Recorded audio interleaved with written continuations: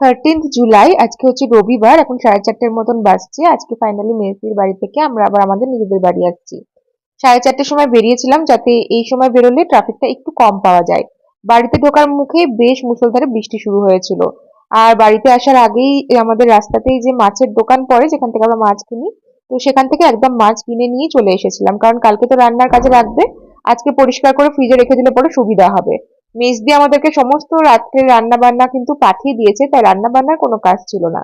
আজকে উজ্জ্বলকে বলেছিলাম সন্ধ্যেটা দিয়ে দিতে, কারণ ওই যে মাছ ধুয়েছি, মাছগুলো ফ্রিজে রেখেছি, তারপরে টুকটাক তো কাজ থেকেই যায়, জামা কাপড় পাল্টানোর সময় হচ্ছিল না।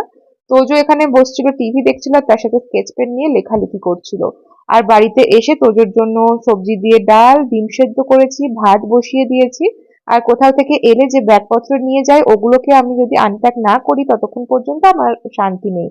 তাই সমস্ত স্কিন কেয়ারের জিনিসপত্র, জামা কাপড় যা নিয়ে গিয়েছিলাম, যেগুলো কাচতে দেওয়ার দিলাম, বাকি সমস্ত ঠিকঠাক জায়গায় সাজিয়ে রাখলাম। আর এগুলো মাইক্রোওয়েভের বাটিতে রেখে দিয়েছি, খাওয়ার আগে গরম করে নেবো। তোজোকে খাইয়ে ঘুম পাড়িয়ে দিয়েছি 9টার মধ্যেই, আমরাও আজকে তাড়াতাড়ি খেয়ে নেবো। কোথাও থেকে এলে দেখবে একটা ভীষণ ক্লান্তি লাগে, কিছুই করিনি তবুও ক্লান্তি লাগছে।